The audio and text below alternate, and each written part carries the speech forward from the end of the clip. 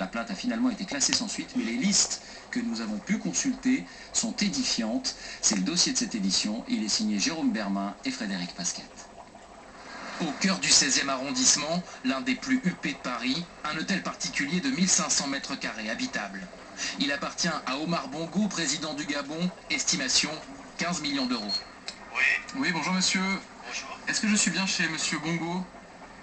Pourquoi faire? Est-ce que je suis bien chez monsieur Bongo, monsieur? Omar Bongo, au pouvoir depuis 40 ans, éternel ami de la France, au cœur de ce qu'on appelle la France-Afrique. L'un des tout premiers chefs d'État reçus par le président Sarkozy, à peine élu. Monsieur le Président, s'il vous plaît. C'est vous qui m'avez répondu, monsieur? Oui. C'est la maison de monsieur Bongo ou pas, alors, monsieur? La confirmation, c'est la voisine qui va nous la porter. C'est un voisin que vous voyez souvent? Il y a des périodes, ça dépend, absolument. Mais ça fait un moment qu'on ne l'a pas vu, en effet. Et pour cause, il vient de s'offrir encore mieux, à 2 pas des Champs-Élysées, 2000 mètres carrés, valeur presque 19 millions d'euros avant travaux. Encore une fois, notre présence n'est pas appréciée. Très vite, c'est l'architecte qui vient à notre rencontre. Il veut absolument nous dire que les travaux se font en toute transparence.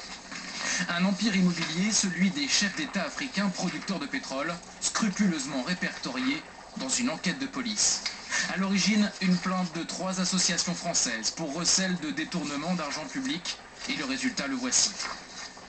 Omar Bongo et sa famille, 33 propriétés. Ouest parisien, Côte d'Azur, il en aurait pour plus de 150 millions d'euros. Pourtant, son salaire officiel est de 15 000 euros par mois.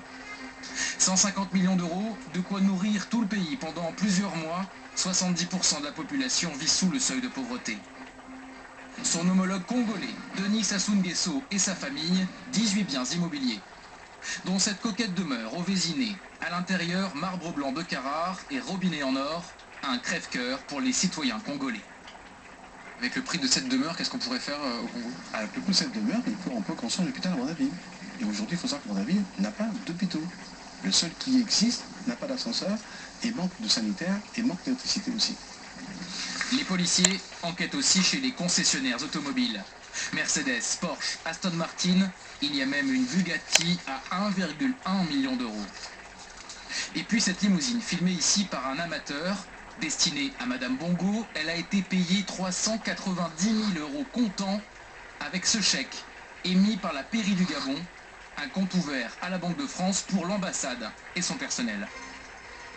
C'est-à-dire que la Banque de France ouvre des comptes qui servent à blanchir l'argent public gabonais détourné. Fin 2007, la justice française décide pourtant de classer l'enquête. Infraction insuffisamment caractérisée, selon le parquet de Paris.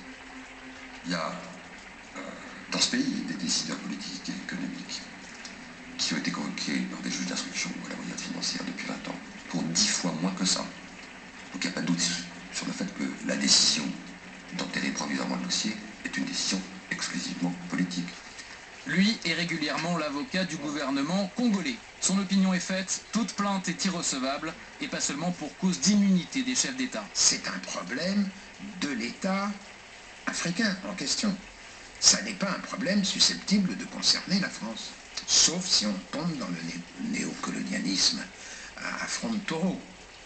Les associations veulent pourtant insister en France et lancer une nouvelle plainte, déposée cette fois par des citoyens des pays africains concernés, des contribuables, de quoi tester selon elles la volonté de rupture avec la France-Afrique.